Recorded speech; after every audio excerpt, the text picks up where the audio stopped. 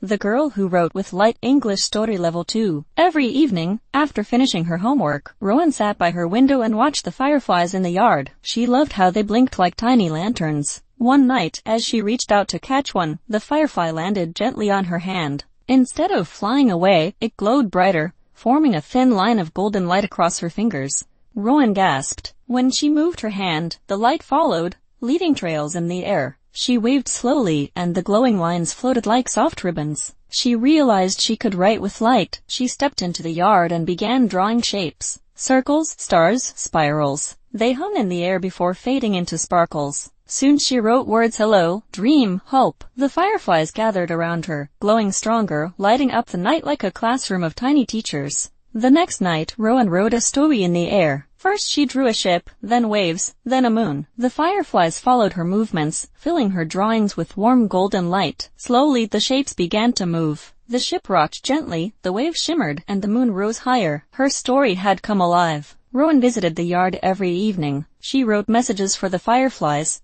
Thank you.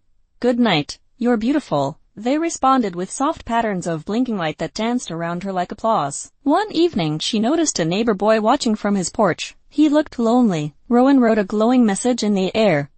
Want to play? His eyes widened. He stepped closer, smiling shyly. Together they wrote a dragon that curled across the sky, a castle made of light, and a path of stars that wound between the trees. More children came. Soon the entire neighborhood gathered each night to watch Rowan paint the darkness with glowing stories. The fireflies stayed all summer, lighting her words, and Rowan learned something magical. Light wasn't just something you saw, it was something you could share, shaping the night into a place where everyone felt welcome.